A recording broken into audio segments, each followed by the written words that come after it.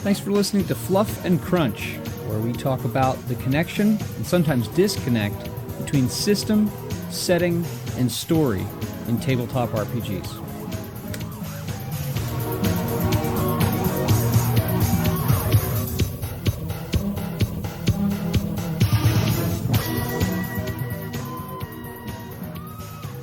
There we go. We are recording. Hello, Chris. Hi, Jeremy. Hello, Jim. Hi, Jeremy. Hi, Chris. All right. So we have a really special episode this week. Periodically, we've had folks from Modiphius come on and talk about various properties. And with the release of Star Trek Adventures Captain's Log, we reached out to Jim Johnson, and he very kindly agreed to come on to talk about the book. And that's what we're going to do today. But as we always do, we always start off with a little bit about what we've been up to in terms of gaming in the last week or so. Chris, what have you been doing for gaming in the last week or so, briefly? Yeah, well, Brian was ill last week, so me and Scott played the new WWE computer game for about 5 hours last Saturday. All right, that counts. Lots of putting people through tables and climbing up ladders, but yeah, no role play. How about you? Well, another week of the 5e campaign in which I am a player, and so that's moving along. I really hope they don't listen to this. No, they do. Look, it's nothing but love, but I have made it clear that I believe that 5e has very concrete limitations, and so I'll just leave it at that. But it was good. It was good. We made some progress. How about you, Jim? Any gaming you've done in the last several days of any sort? Yeah, so I think the work I do aside for Star Trek Adventures, my son and I have been playing a lot of Lego Racing 2K. It's the console game. It's a Lego Racing. You build Lego race cars. You go racing around different maps and stuff on the board. So just having a lot of fun with that. We don't even really care about unlocking all the stuff. We just built cars and then we play tag. Like he races across the map and I chase him down and I try to chase him and tag him and then he chases me, or we play hide and seek on the maps or something. It's a load of fun. It's a great game. So much. It's so well designed and it's just easy to just throw together and play.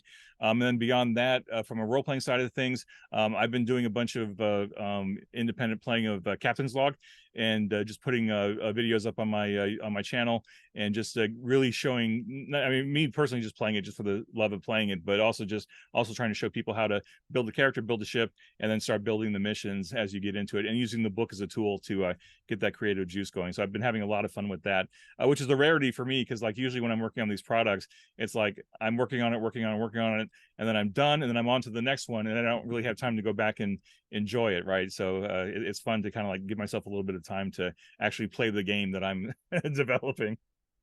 And we're going to put links in the notes to your channel, because I saw those. I haven't watched any of them yet. And then also the podcast that you and Michael are doing some really great episodes about deep dives into the book. We'll put those links. We'll talk about that a little bit later. Great, thank you.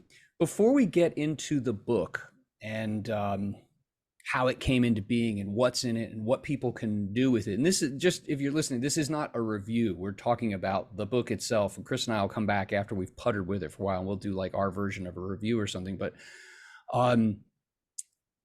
how did you get into, what's your gaming background? Like, what's your gaming history? I can make guesses. I've heard comments you've made on other shows and things.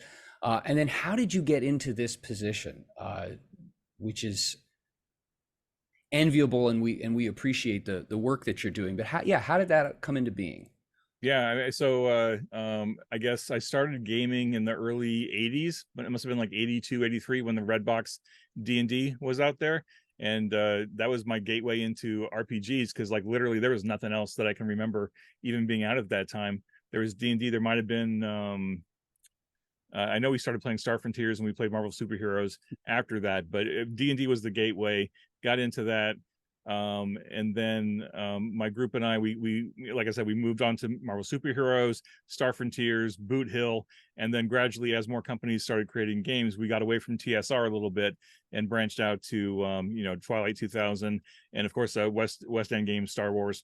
The D6 system was fantastic in the late 80s there, and just moved on from there. But I think in the early to mid 80s, I was starting to look for a Star Trek game, because I was big into Star Trek, of course, the original series, movies, and Next Gen hadn't even come out yet, and stumbled into the FASA game for Star Trek and really enjoyed that.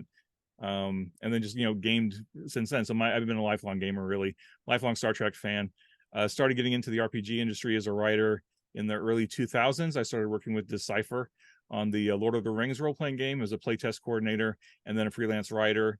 And I was just about to start working on the Decipher version of the Star Trek RPG when Decipher collapsed, and all those opportunities went away. But then, like after Decipher lost the license, nobody picked up the Star Trek license for a long, long time. It was like 16 years or something, or maybe 14 years, something like that. And then Modiphius came along, and in the meantime, between those, I would dabble in the RPG industry. Like I wrote for Mage a little bit, and I wrote for some small indie presses, and I wrote some of my own stuff. But I was at that point I was also working on my fiction writing career, and I'd written some Star Trek short stories that got published in a couple of anthologies as part of the Star Trek Strange New Worlds writing contest that Simon & Schuster ran, which was a great opportunity for writers to get some professional credits and then get published, and that got me my membership into SIFWA and all that stuff. But so I was developing my writing skills, and I had my RPG credentials. And then one day, a friend of mine, Jason Dural, who's a big RPG developer, he's worked on a ton of stuff. He sent me an email one day, and he said, "Hey, I'm working with Modiphius on the Conan line, and I thought you'd want to know that they picked up the rights to a new IP that I can't talk about because you're not under NDA yet. But you should go send your credentials to Chris Birch, the president of the company, and tell them that I sent you and that you might be interested in it. And hope you're well. Have a great day." And he signed off the email with "Live long and prosper," which kind of gave me a little clue about what was coming, right? But so I sent my resume into to Chris, and he got me involved pretty quickly, doing some freelance writing on the core book. And then as a freelance writer and with my professional career, I have proofreading skills, editing skills, project management skills. And because Modiphius was really, really lean 7 years ago, they had a lot of work that needed to be done and not a lot of bodies to do the work. So I pretty rapidly showed that I could switch hats, from editor to proofreader to writer to project manager to art director to whatever needed to be done just to get the work done, right? And I had that passion for Star Trek that they really needed to have enough people on the project to focus on it. So I rapidly got involved with like editing some of the books and proofreading some of the books and writing art briefs and all that stuff. And just over the course of a couple of years, I was a really super reliable backup for the project manager at the time, Sam Webb. And somewhere in like 2018, 2019, Sam was ready to move to another role within Modiphius to be more of a brand manager instead of the project manager. And it was just a natural evolution for them to look at me and say, "Well, Jim, you've been doing all this stuff for years now with this. We're going to make you the project manager of Star Trek Adventures." And then that's where I am now. I'm the project manager and the line editor. So like I'm the the point person for all things Star Trek Adventures at Modiphius. I have the opportunity to be involved in literally every product we do, whether it's like down in the weeds doing the editing and the proofreading and even some writing, or if it's just like shepherding it along, herding the cats and getting it complete. So it's a great position to be in. I lucked into it by and large because I managed those professional relationships and just had the right skill set at the right time to make it work. And like in my career, and I'll stop, I promise. A lot of times in my career, I've missed opportunities, right? Because I either didn't have quite the right skill set, or I just missed the opportunity, or I was too early for the opportunity. But with Modiphius and Star Trek Adventures, it all fell together at the right place at the right time. And we've been at this for 7.5 years now, and just continuing on. So it's been a great ride, and I am grateful every single day to be working on this because the fans are amazing. The property is amazing, and our entire review team at Paramount are super awesome to work with because they are so passionate about Star Trek, like even more than me. And sometimes I think that's hard to believe that somebody could do that because I'm super hyper passionate about Star Trek, all things Star Trek. So it's just great to be working with a group of people who share that passion and that love for it. It really feels like Star Trek is an extended family. And I know a lot of the writers and artists and even the actors and stuff talk about that there's this big Star Trek family, right? And just even in the last couple of years, as we've continued to develop our products and improve our products, we've been able to reach out to a lot of different people at like Star Trek Online, or even some of the people who are working on the productions have had free time and say, hey, I want to work on the RPG. Do you have any room for me? And it's like, of course we do. Well, I'll find a way to get you to work on it, you know? So we've had a couple of the staff writers actually doing some contributions to the books. And like Dr. Erin McDonald, she's the science consultant on all the shows. She's actually doing some writing for us. And it's like, how am I in a position to talk to these people? It's just amazing. And so just every day I remind myself how lucky I am and how grateful I am to be doing this. So long-winded bio for me, but any questions, don't hesitate. That's excellent. That is excellent. But so going from that, let's talk about this Captain's Log, this solo game. This is so much about it that's novel. Chris, you want to go ahead and? Yeah, because I could throw it by. Yeah, look what I did. Yeah. So why? Because this got announced, and straight away I thought was why a solo Star Trek Adventures game? So particularly, Star Trek is always about a crew. And even Picard, which is named after one character, it wasn't just a Picard show. I mean, particularly the third series. But it's always the whole point of Star Trek is an ensemble. It's a crew thing. So the idea of just doing solo, where did that idea come from? Yeah, so in the late 2010s, I guess. I'm not even sure when exactly. I mean, solo RPGs have been a thing for a while. I think they've really started to get more popular during the pandemic, like when everybody was locked down. They couldn't meet up with the group. They can't find game masters. They can't find players. They can't go out. They can't do anything. For a while there, we were all kind of limited to online gaming or just trying to find something to do on our own.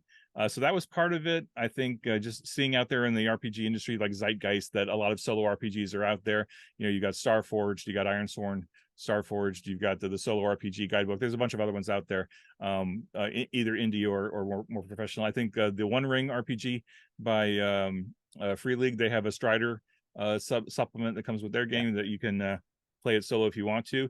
And even like I'm really into like the historical box games, the board games, I'm really into the American Revolution. So I've got a bunch of the box games on my shelf. And what I've discovered is in recent years, they've started to develop those games where you could play it with another player, but they've developed these like rule sets. It's almost like an AI for the game, where it's a procedural thing that the game can actually play against you just by rolling dice and using the grids and stuff in the box, that you can play it by yourself if you don't have the ability or time to meet up with somebody else to play it. So that solo gaming aspect was really interesting. And I think during the pandemic, we were like, well, Star Trek Adventures, by and large, is such a narrative-focused game, or can be such a narrative-focused game. And Star Trek as a show and as a franchise is very narrative-focused. It would be very easy to translate that into like a journaling game or a storytelling game with just one person. The teamwork component is still there, right? Because it's still Star Trek. Like if you're the captain of your ship, you still got a team. You just have to create those NPCs and then just add them to the narrative as you're going. So that hasn't gone away. What's a little different potentially though is like being able to play with a group of people around the table together. That's where you really get that collaborative storytelling thing happening, and you got the teamwork going on where you got an engineer and a security officer and a scientist. They're working together and you're bouncing ideas off of each other. That's one great way of doing Star Trek. But the solo RPG experience is really, it's more for, you're playing this alone, but you still got that Star Trek feel to it, right? You still got a crew of people around you that your character relies on. But for the purposes of this game, it's really more focused on what you're doing, as opposed to, oh, this week it's a Riker episode and next week it's a Geordi episode. That's like every episode is going to be primarily about your character, even though your ensemble is still around you. It's just that the game is providing that ensemble and your narrative is providing that ensemble, as opposed to other people around the table. That being said, though, you could play Captain's Log with a group of people using the book as a GM. Or you could play it traditionally and just have the GM lean into the random tables that are in the book and use that as a tool to help the narrative go. Like, so if your game master just wants to maybe not be creative 1 week and they just want to rely on the random tables, they could do that. So there is some flexibility in the rule set that you could play it alone, you could play it collaboratively without a game master, or you could play it as a traditional RPG, but just use the tools in the book to make it happen. So I this is a long-winded answer, and I apologize, but I did want to emphasize that the solo component of it is meant more for like how many players you have playing it, and that ensemble feel of Star Trek, that's still absolutely present, because I think that's one of the foundational aspects of Star Trek, is that we are stronger as a team, right? Yeah, I think what's important too, I mean, for folks listening, if you haven't seen the book yet, that the rules changes, and you guys, actually, you and Michael Dismuke said this in the your first episode, at least that I listened to off continuing conversations, where you're doing a really deep dive into the book. The rules, you didn't dumb down the rules, you streamlined them. So Mm-hmm. the difference between the core mechanic that you find in Star Trek Adventures and what you're finding in Captain's Log, there isn't a huge difference. I mean, in fact, character creation is very, very similar. Mm-hmm. So that said, because the rules really aren't all that different fundamentally, why did you folks decide to go with an entirely a standalone core book instead of like a supplement? Or like, I remember, what is it, is it Red Alert, I forget what it's called, the skirmish rules. Why Mm-hmm. not something like that instead of a 300 some odd page core book? Mm-hmm. Yeah, that's a great question. I think we wanted to, well, so the game is 7 years old now, and it's pretty mature in terms of our backlist and the range of stuff we have available to us, right? And we wanted to create a product that could really truly aim at new gamers and new Star Trek fans, in addition to veteran gamers, veteran Star Trek fans. So we were thinking about doing this solo RPG. Like, did we want it to be a supplement to the existing game line, or do we want to try something a little different and make it like a standalone product, to where at this point, 7 years in, Modiphius has grown to the point where we have the ability to target different retailers than we could 7 years ago. And so we were thinking about, like, how do we hit markets that we haven't been able to really hit before, in terms of, like, the core gaming market is certainly one very clear market, right? But like, if you're looking to put something into like a Barnes and Noble or a Waterstones or something, you need to think a little differently about, like, what kind of target audience are we shooting for. And that's why the first chunk of the book is like Star Trek 101. Here's what Star Trek is, here's what Star Trek is, here's what Captain's Log is, here's the basic underpinnings of the setting, etc. So we thought, maybe make this a standalone product, put all the rules into it, put a primer into Star Trek in there, and then fanfic writers or people curious about the game, people curious about the franchise, could grab this, take it to their coffee shop with a journal or whatever writing implements they want to use, and maybe some dice or a dice app on their phone or something, and just create story and be creative and get that creative energy going, even if they don't have the ability to get together with a group or something. So I think there was a lot of factors that went into why we decided to do it as a standalone product instead of like a supplement to the game. And it was an experiment. I mean, we haven't done Modiphius hasn't done a solo RPG yet, at least as far as I can remember. So this has been absolutely an experiment, just to see if it's if it was feasible. And honestly, I was a little nervous going into it, because we were intentional about not doing any preliminary press on it, right? We had an opportunity to get on StarTrek.com in mid-July, and we were like, well, let's just see what happens if we send out the press release and the pre-order at the same time, just to see what happens. And fortunately, the buzz online has been pretty solid. I mean, clearly people have been looking for a solo version of the game. And again, this is true for a lot of games, even Dungeons and Dragons. I've seen, people really struggle to find people willing to run games or willing to play games with them. It's like, how do you find these people? And I tell you, whoever figures out the secret sauce to creating a matchmaker game or matchmaker app for gamers, like a Tinder for gamers, where you find game masters and players in your region who are sane and on your same wavelength, right? They're going to make a mint, because that's what gamers need Maybe right now. not Tinder then. I don't know what you would call it, but it's just like, that is the big thing I've seen from everybody, not just Star Trek Adventures, but just like every game out there. I'm on the Discords, I'm on social media and stuff. People are always looking for gamers to play with, and they just can't find them. And anyway, so that being said, that's why a solo RPG is so appealing, is like, well, I don't have to worry about finding players. I can just play it myself, whether I'm deployed or I'm in the middle of Nowheresville, Midwest or something, and you don't even have a local game shop to go to. This is an opportunity to do something a little different. Yeah, I mean, I hope that answered your question, Chris. I apologize if it didn't. No, I think it did. I was, I think, just when it was announced, because it just seemed to, like you said, it came out of nowhere. And when it was announced, I was just kind of like, I don't get it. But I remember like that when we then, you kind of sent us copies of the book and having a look through the book, I think, and it was really cool, the amount of stuff in it. So I could certainly see why it was a core book, because there's a lot more stuff in there. But also the bit I really liked, and you kind of hit on it already, it wasn't just solo, because I don't think I'd use a solo copy of it. But the fact that then it's got co-op rules straight away, I was like, well, this is great. I can use this with my like guys.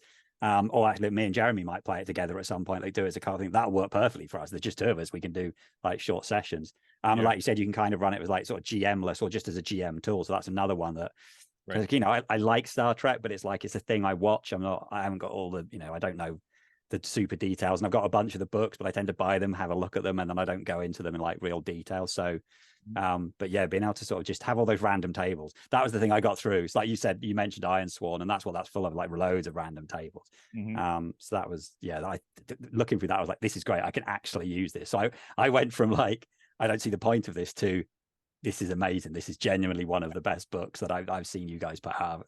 I was blown away. Oh wow, well, I'm grateful to hear that.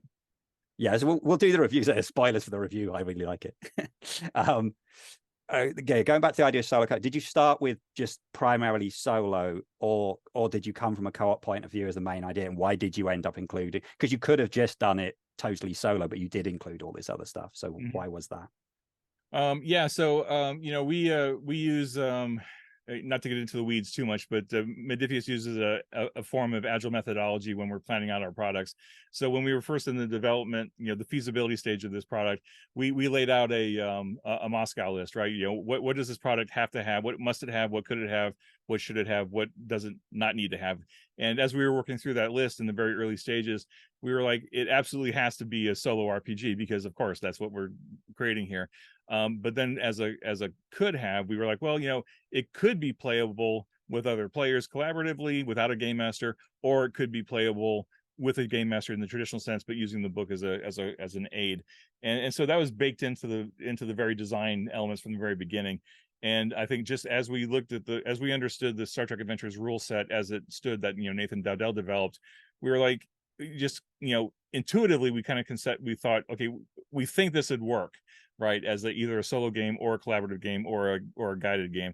And it just, then we got in, once the feasibility was approved, then we got into the actual weeds of development, and we started streamlining it. What we did want to do, like you were saying, Jeremy, we didn't want to simplify it, because I think the core system itself is pretty simple, but we wanted to streamline something. We stripped out talents, we simplified, well, not simplified, we streamlined momentum and threat, so that instead of having multiple points, you either have momentum or you have threat. It's a status. It's not a quantity of things. It's just like you either have momentum or you don't. You either have threat or you don't. So we streamlined that. And then just as we worked through the development of it, we were like, yeah, this absolutely works as a solo game. This could absolutely work as a collaborative storytelling experience, or it could work as a game master tool. Like you were saying, Chris, all those random tables are things that game masters could absolutely use, like right now at their game table, to help them develop a culture, develop an alien species, develop an NPC's motivations. Like as a game master, like I tend to do things on the fly, because I'm really trying to be yes and reactive to what my players are coming up with. And I'm terrible at coming up with names, right? I am horrible with coming up with names, and my players know that, and they always make fun of me for coming up with these stupid names for characters, because I don't have a list handy somewhere that I could just pick a name off the list. But now that we have a name generator in the book, I can flip to that, and like in 2 dice rolls, I've got a cool name that sounds interesting, and that's a huge crutch for me that makes me a better game master. So yeah, I think just early on in the development, we wanted it to be hitting all 3 of those bases, and just through the process of development, we realized we were hitting the target there. So we were pretty happy about that. So just a quick follow up to that. As you go through and you make these decisions and you look at it, okay, so for a solo game or co-op game, what don't we need? And it makes sense to me, spoiler alert, characters don't have talents. It makes sense to me that they don't. Why specifically did you decide to leave off talents from the player's character in either mode of the game? Yeah, so we took talents out of characters and we also took them out of ships. And I think part of that is because we took out the challenge dice completely, right? So like, Star Trek Adventures use the D6s to manage damage and stress and extended tasks, etc. And some of the talents, relate to that. And we thought, okay, well, if we're taking out challenge dice, let's take a good hard look at those talents. Do the talents really add anything narratively that couldn't just be kind of hand waved and say did you succeed at the task, did you fail the task, and then go on from there. And I think because we wanted to streamline the system, it felt like talents were a good place to kind of excise, because we're so much more focused on the narrative in Captain's Log than we are in Star Trek Adventures, that it felt right to not include them. And then for starships, we basically just took the starship talent names and kind of like turn those into starship focuses, basically, because like it's the same conceptual thing. We're just not giving you a mechanical benefit. If there's a mechanical benefit to having like a cloaking device or improved warp drive or something, instead of worrying about the mechanics of it and how that impacts your tasks or whatever, just fold that into the narrative. Your ship happens to have an improved warp drive, so that's going to influence the stories that you're telling, or it's going to influence how that ship acts in the stories that you are telling. So we really wanted to put that extra additional like narrative lens on things, to where people are actually writing the stories and being creative and emulating the shows and the movies, and being more like a screenwriter than a gamer, right, to some extent. And we were trying to pull some of those mechanics out of the way so that they weren't getting in the way, and so that you didn't have to feel like you're constantly referring to the book, like, oh, what does this talent do, what does this focus do, what does this game element do, and you can just keep focusing on the narrative and going scene to scene. Did that answer your question, or did I miss it? No, yeah, I just forgot it was me. No, spot on. That makes sense. I don't think this was likely, but I'm going to ask anyway because we've got it on our list. Are the rules considered to be part of the SRD? If not now, do you think they will be in the future? I feel like that's a question for. Yeah, good question. Captain's Log is not part of the SRD. It is a separate entity. Whether solo RPG rules get added to the SRD is a great question. I don't have that answer yet. I think internally at Modiphius, they're looking at the Captain's Log and how it's doing, and I think we have already seen a lot of fans saying, "Oh, hey, when are we going to get a Fallout solo RPG? When are we going to get a Dune solo RPG?" And we just don't have answers for that yet, because Star Trek Adventures was kind of the test bed for for a solo game. And this is the first iteration of a solo 2D20 system, right? So, in fact, I was talking to folks at a meeting yesterday, and I said, this is our first cut at a solo RPG at Modiphius using the 2D20 system. I hope, as not just a project manager, but as a gamer, I hope one of the other lines pick it up and do something amazing with it. And I hope they improve on it. I hope they iterate on it to the next level, because like we had 16 months of development time on this, and I think we did an okay job on it. But like even now, as I'm doing my actual play videos and I'm actually playing it more now, and I'm hearing feedback from other people, that I got post-it notes all over. Like I've got the rough pages here, and I've got post-it notes all over it, with notes of like, oh, we could have done this, or we should have done this, and why didn't we do this, and how did we miss this? And so like if we ever do like a second edition Captain's Log, I would improve it even more. But right now I'm just hoping like Dune or Fallout or something, I hope they take what we did and like take it to the next level with another 12 months of development time for their version of it. I just don't know when or if that will happen. That's up to the company to decide. And if or when that gets added to the SRD, I don't know. Yeah, one of the things that Chris and I have talked about this plenty of times, that we love about 2D20 and what Modiphius does with it is that it's not a universal system. Mm-hmm. It's a universal core resolution mechanic with some essential pieces to it, but how it's expressed in the different systems over the years has always been different. And I've never seen a company fit a system to properties and make it work so well. I would love to see. I don't play Fallout, but I think this sounds like it'd be perfect for that. Like if Modiphius still had the license for Conan, I could absolutely see well, now you could even have through the SRD, if it were on the SRD, you could have the raging solitary barbarian slashing his way through the countryside. It would fit perfectly. Dune as well. I'm really interested to see what happens with it. But speaking about, go ahead. I was just saying, I will be the first to admit, I am not super familiar with the in-depth SRD. I just haven't had time. I mean, I wasn't involved in the development in it. I've been in such a Star Trek Adventures bubble for the last 7 years. It's like it's just noise to me. But I almost wonder, like, if there's somebody out there who's super smart about the SRD, I wonder if there's a way that you could take what's in the SRD and maybe adapt it into a solo RPG. Like, even though Captain's Log is not part of it, I wonder if there's enough material in the SRD now that you could use that framework and like just not use certain components and like, I'm not sure. I guess that's a question for Nathan or for any of the 2D20 world builders out there who are getting really familiar with it. Maybe it's possible. I don't know. I'm gonna think about that, but yeah, I mean, I think, I mean, I think in general, I think it's probably possible. It'd just be the question of where do you draw the line, like as the developer on the world builder side, where do you draw the line between, okay, this is like proprietary Captain's Log stuff versus I'm just taking the inspiration from it and then changing what's already in the SRD. What's in the SRD is incredibly flexible. Uh-huh. I do have a question though about, this is maybe kind of deep in the weeds, but the about Captain's Log, the list of playable species is really long. Mm-hmm. And I say that that's a good thing. There are lots of them, but you have so many of them. You have changelings, and you have liberated Borg. We've seen those before. You have Gorn. Why such an incredibly long list? Potentially that you could have a captain who's I suppose a changeling, and also, and I know that I don't know the details of it, but kind of the strangeness of like who owns the licensing for Strange New Worlds versus Picard versus this versus that. How many times did you have to change the Gorn based on, I mean, because they're not the dude in the rubber suit from Arena anymore. Yeah. So why the massive species list? Yeah, these are all great questions. So I'll take them kind of out of order just to get them through my head.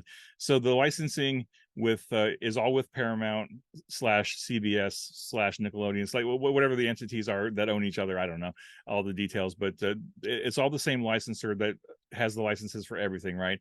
And so all the legacy stuff up to up to including the 5 original series, original series, animated series, Next Gen, DS9, Voyager, Enterprise, all the legacy movies up to Nemesis, and up to Nemesis. So that's one license. That's one big license, right? All that legacy stuff is one big license. Then you got the JJ verse stuff, which is a separate thing because that's a whole different company. Then you've got each of the newer series are their own license as well. So Picard's a license, Stranger Worlds is a license, Prodigy, Discovery. What am I missing? There's another one. Lower Decks. Anyway, so each of those licenses are separate, right? Which is why initially we got Picard and we got Discovery, and then later we got Lower Decks added, right? We still don't have Prodigy, we still don't have Strange New Worlds, but we have these other licenses, and so like those are all negotiated separately and added to our contract separately. That's just part of the process, and so there's that, right? So that's how the licensing works. And then as far as like why do we have so many species in this book, when we knew in feasibility that this was going to be a standalone core rulebook product that we weren't planning to expand upon, this was going to be like a single standalone compendium, all things Star Trek. What we did is we looked at all the series, all the movies, and we started pulling out, okay, first of all, we want to make sure that all the main characters are represented. So you got to have your Bajoran, you got to have your human, you got to have your Vulcan, changeling, because Odo was a changeling. You got your Ferengi, you got your Talaxian, et cetera, down the list. Liberated Borg, because the 7 and 9 was in there.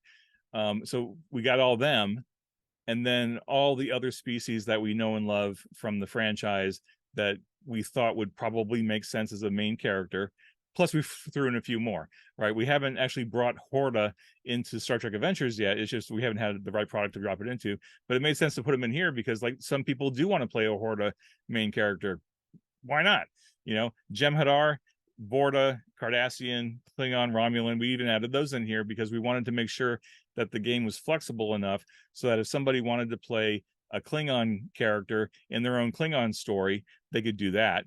If they wanted to play a Cardassian, sure, go make a Cardassian and go do that. if you wanted to play a changeling, like there was a question mark, like why would you play a changeling? Maybe you want to tell stories from the female changeling's point of view during the Dominion War. What was her motivations? What was her perspectives? Why was she doing what she was doing? You can create a changeling character and go forth. Or if you want to do a changeling like what was that character in DS9? Was not Law. Lon? No. Shoot, it was the one that J.G. Hertzler played. There was one episode he played a changeling that interacted with Odo. He was one of the Lost 100. And then Oh yeah, I don't remember his name, but I remember. Yeah, I don't remember his name offhand. I should, but I don't. But anyway, so if you want to play one of those Lost 100 changelings, sure, make a changeling character and then tell those stories, because there's some worthy stories there to tell about like being the outsider and not fitting in, and or maybe having to change your role and your shape and everything. So we just try to pack as many species as we possibly could into the book to give players just that many more opportunities to either create their own character, or you can use that list of species to create NPCs, right? So if your character is going to encounter some interesting character in a dark room or on a starship or something, and you don't know, like on your dome, what it is creatively, you can just roll on one of those random tables and say, well, who am I encountering? Oh, look, it's a Talaxian, or it's a Tellarite, or whatever. So we just try to pack it as full as we can. And I think part of the reason we were able to pack so many species in here is because we took those talents out, right? All those talent options that come with species and with the game itself, because we're stripping out that piece of it. That just saved us a lot of page count, right? So instead of using one whole page per species, or like a big chunk of paragraph per species, it's the 3 attribute modifiers and a paragraph description. We expect that the internet being what it is, if a person's curious about a species, even if they're new to Star Trek, it takes very little effort to use a search engine and go find Memory Alpha and type in Talaxian, Lurian, Tellarite, whatever, and you'll find reams of information online about all these species, whether it's canonical or secondary canon or whatever. So we just wanted to throw as many options as possible. And fortunately, with that flexibility, we also have a sidebar in there about creating your own species. So like if you want to create your own alien species, or if you want to like port in an alien species that you know and love from a video game or another franchise or whatever, all you have to do is figure out what are the 3 attribute modifiers, right? And you look at the 6 attributes that we have and say, okay, well, this species is probably really fit, high on reason, and high on, I don't know, daring, and there you get your +1s and you're good to go. If you want to bring a Wookiee into Star Trek, you can do that. It doesn't really take much effort. You just have to have those attribute modifiers in mind. So we try to make it just as flexible as possible. Yeah. That's really good. It's funny, earlier when I said like, oh, I'm not that big in Star Trek, but we were watching Discovery season 4 the other day, and the president turns up, and I'm looking at her going, okay, she looks human, but wait a minute, she's got the ridges from a Kardashian, which is one of those things that like most people aren't going to notice that. My wife's like, what are you on about? She's a Kardashian. She's like, what's a Kardashian? Like, oh yeah, you haven't watched Deep Space Nine, you watched Voyager and Next Gen and skip Deep Space Nine. And then I had to go and look it up on the internet, like, what is this woman, right? And she's like a Bajoran human Cardassian hybrid. So there's one we can make up using the rules. So so that's pretty cool that in there. We absolutely have guidance, and there's a sidebar in the book too about playing mixed species. You just roll more than once on the table, and like the character I'm creating in my actual play ended up being half Cation and half Kzinti.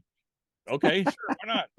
That makes sense to me. And then just through the process of the life path, I discovered that they favor the Cation side, and they've rebuffed the Kzinti heritage, and they've just focused on the Cation. But I didn't know that was going to happen until I got into the weeds of rolling dice. That's cool. I hadn't thought about it. The idea of providing them in such a way that I looked at the list and I thought, like, from a standpoint of me playing it, and I was like, why the heck would I play a Gorn? Of course, that's just me. But I hadn't realized, like, you as a Star Trek Adventures GM, and I won't go too far off on this because this is like a whole nother episode. Like, I keep reading in this book and seeing massive utility for me as a Star Trek Adventures GM, which I will be again in about a month and a half, just for generating ideas. But I hadn't thought about the possibility of saying, all right, I need to have a what's it called, an antagonist.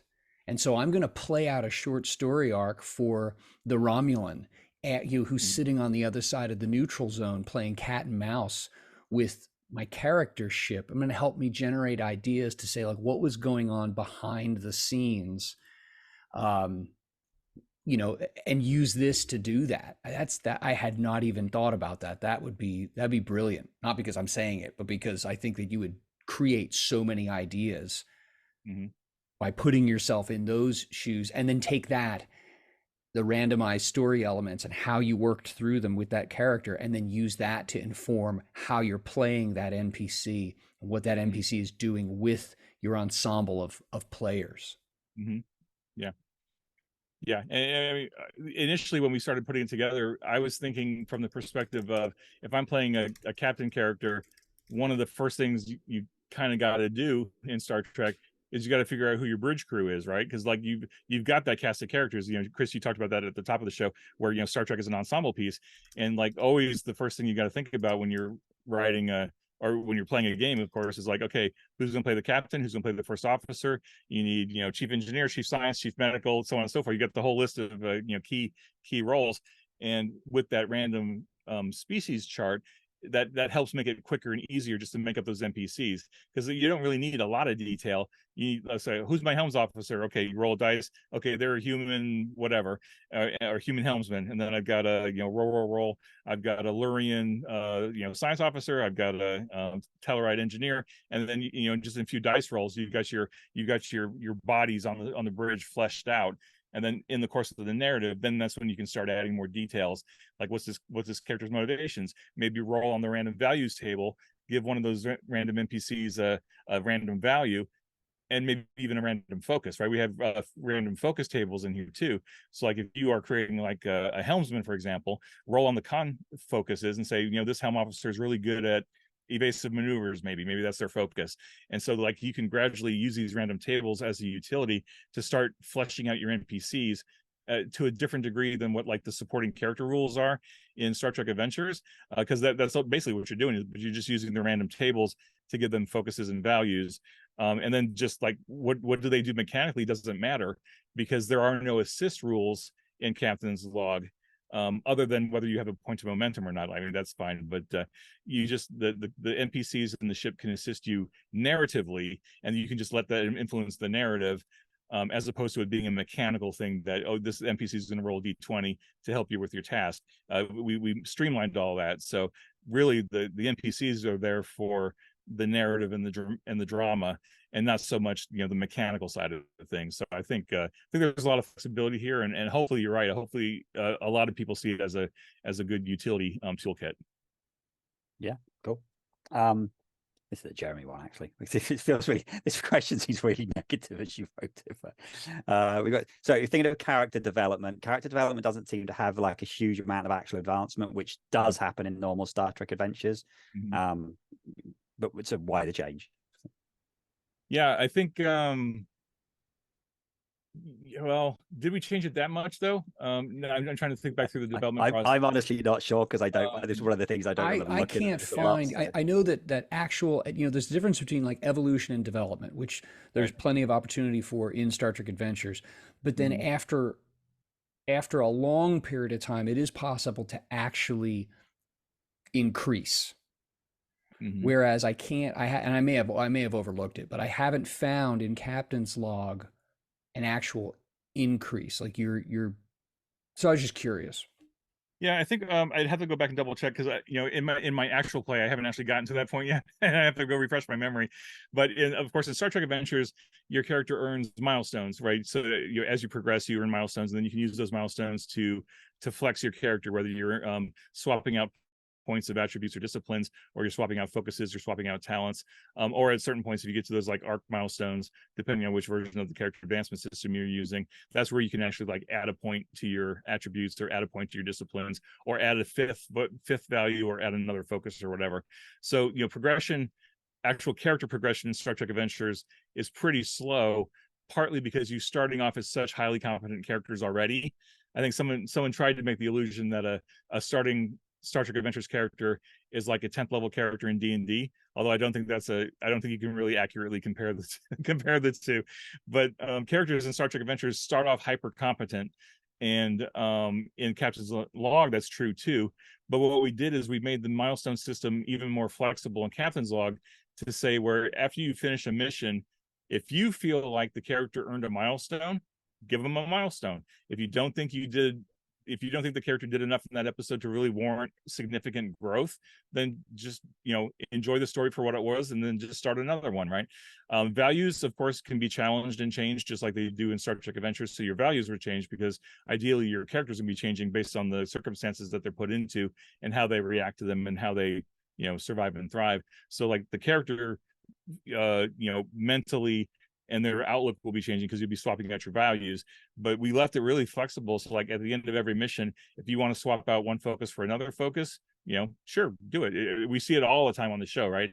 I mean, like every given week of Next Generation, a character can do a thing in one episode, and then in the next episode they conveniently forget that they could do that thing, but that's because they can now play the cello, or they can now read Shakespeare off the top of their head or whatever. So like focuses change all the time, based on the whims of the writers and of the character, and you can do that in Captain's Log too.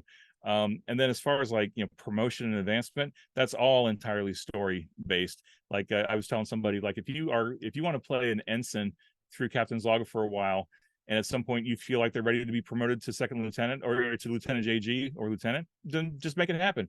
Fold it into the narrative and do it. There's no mechanical element that tells you, oh, after you successfully complete X number of missions, you are now a Lieutenant JG or whatever. We didn't bother with any of that because it's so completely dependent on the narrative. Like we look at Geordi throughout the life of Next Generation, right? He started off as a Lieutenant JG at the helm, and then all of a sudden they made him the chief engineer. They promoted him to lieutenant, and then a couple seasons later they made him lieutenant commander. There was no real in-show dialogue that said, oh, hey, congratulations on your promotion. It just happened, right?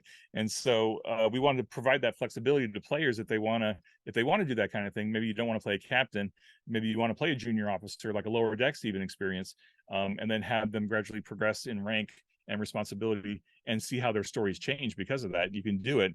But as far as the actual reward progression, Star Trek Adventures, by and large, isn't the kind of game where you're looking to gain experience points and you're looking for the next feat or the next the next perk to level up. It's just not that kind of a game. And we just wanted to continue that kind of idea in Captain's Log and just leave all that stuff to the narrative and leave all that stuff in the power of the player and the the creative writer to decide. You decide. Leave it up to you. So when you get a milestone or don't, and just leave that in their hands as opposed to the game dictating to you when it's going to happen, right? Yeah, I think that actually that makes a lot of sense. And I remember when I first ran a series or season rather a few years ago for a group I had, my current group of players. I had one of the. It took me a while to explain and get to sink into one of my players who's a great player the idea that like there are no levels. Mm-hmm. You are not adding hit points, you are not adding feats, you're like this idea of a guaranteed like linear power progression that does not exist. Mm-hmm. So yeah, that makes a lot of sense. And I know you had, my last question was you answered already, I believe. I was going to ask if there were any additional, if this is successful, if there was a plan for additional books, and you'd said that the intention at this point is that this is a single volume, like this is it. I mean, obviously things can change, but it seems like that's the there is not a line of Captain's Log books planned or anything like that. It's Captain's Log, period, singular at this point. Yeah, and I think that was the intention when we were in feasibility for this, is that this was going to be a single standalone product, and that's why we packed as much stuff into it as we could, as far as like species, starships, rules options, random tables. Like I said though, doing the actual play right now, I realized that we barely scratched the surface of possibilities that you could drop in here for random tables. Like there are so many random tables that we could have put into this book. There are so many expanded tables that are for what's already in here. Like I'm already lamenting the fact that the values table is only has 20 options on it, right?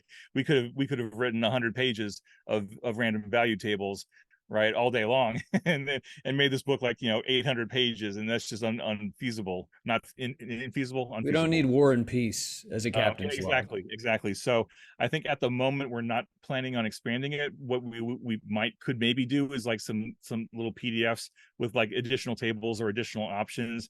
Like one good example is we got the license to Lower Decks after we were mostly done with the development of this book.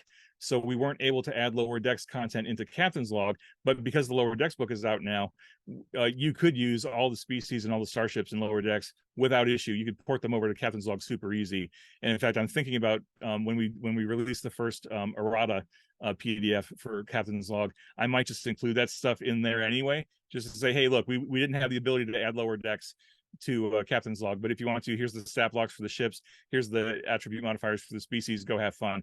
Maybe I'll just update that as we bring out new products and we just add more species to the game and just fold them in there so people can use them just for the sake of using them.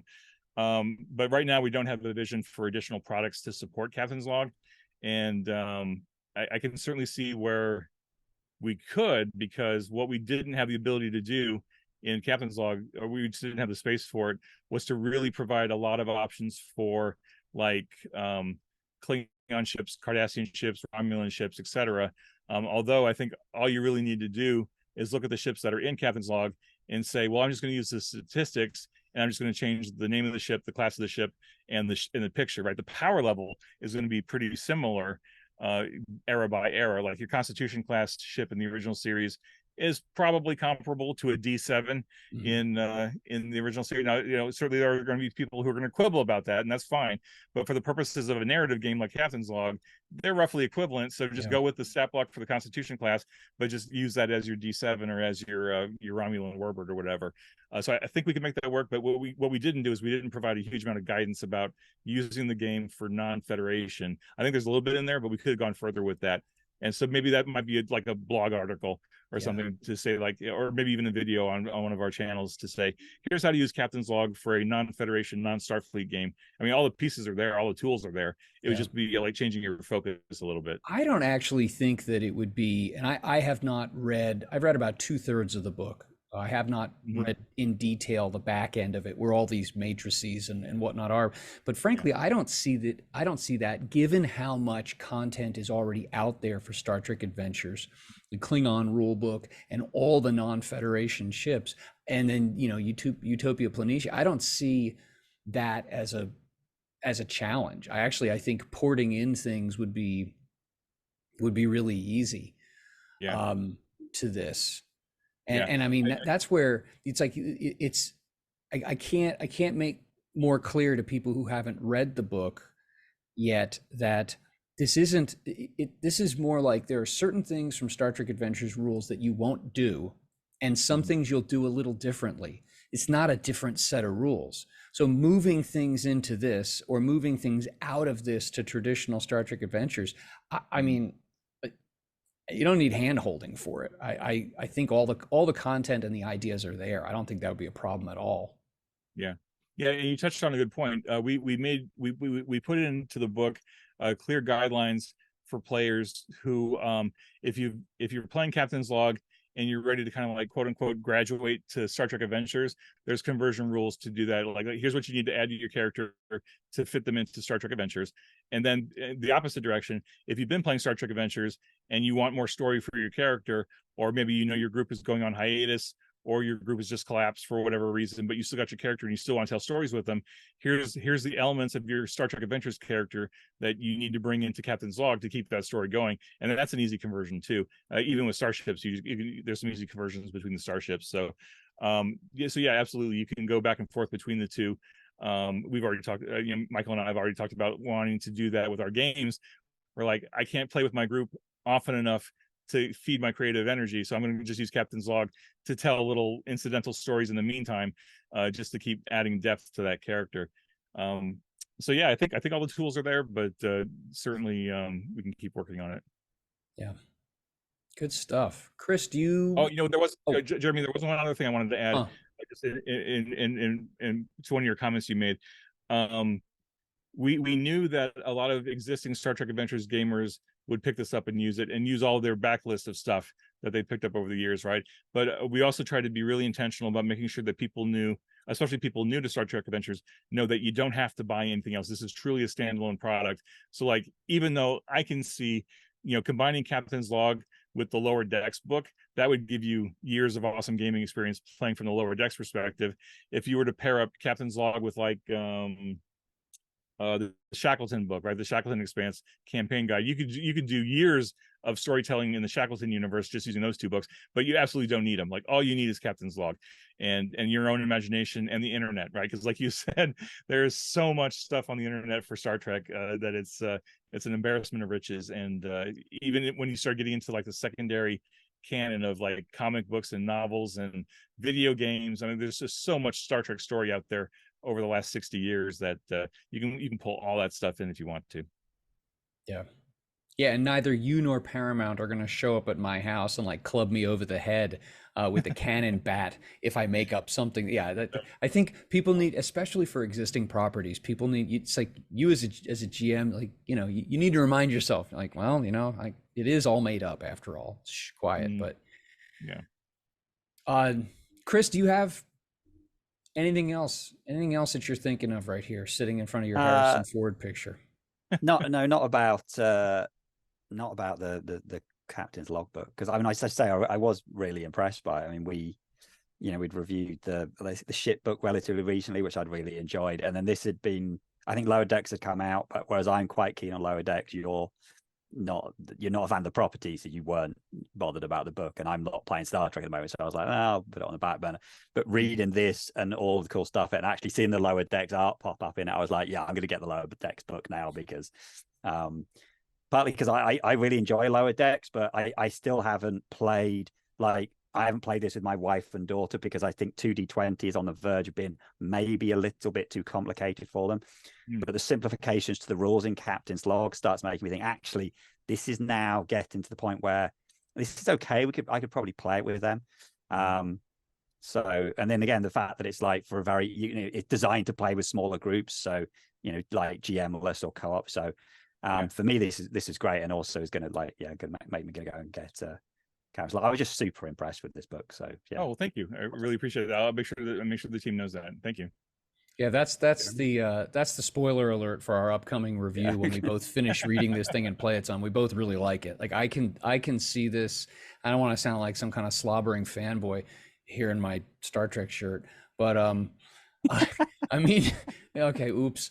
But yeah, I could see this as a GM planning tool, a really powerful GM planning tool for a regular Star Trek Adventures campaign, or the solo or co-op. And that's a pretty tall order to do three,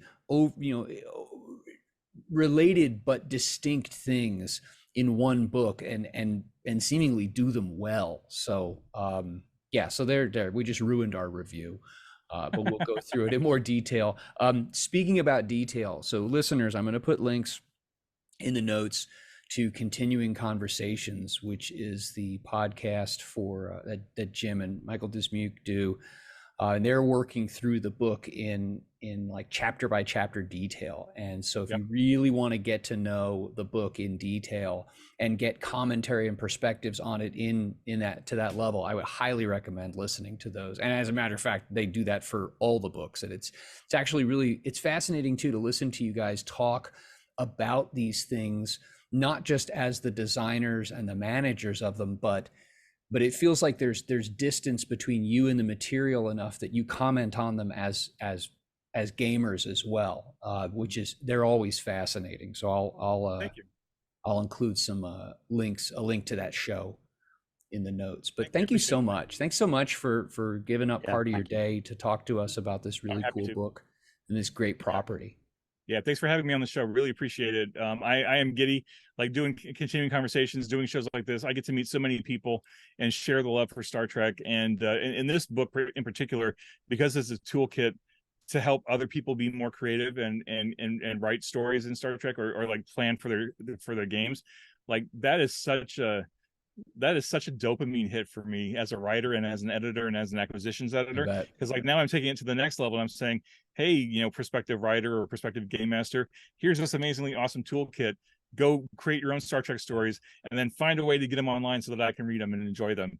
Because that's just so cool that that people have been so creative. I mean, Star Trek has been doing fan fiction for decades, Yeah. right? And it's just an amazing franchise, and I just want to share that love with them. So I can't wait to see what people do with it. We're just starting to scratch the surface of what's possible. I just cannot wait to see what people do with it when they get it in their hands. Excellent. So thank you for having me on the show. Really appreciate everything that you all do for not just Star Trek and Modiphius, but for the whole industry. I watch your stuff all the time, and I love it. Thank you. Thanks so much. Cool. Yeah. All right, Jim, have a terrific day. All right, you too, guys. Thanks so much. Be well. And any questions, let me know. Otherwise, I'll talk to you next time. You bet. All right. Cheers, y'all. Bye-bye. Thank you so much for listening. You can visit our show's homepage at anchor.fm/Fluff and Crunch. That's FLUFFNCRUNCH. We would really appreciate feedback and reviews on whatever podcasting platform you're listening to this on. Thanks so much.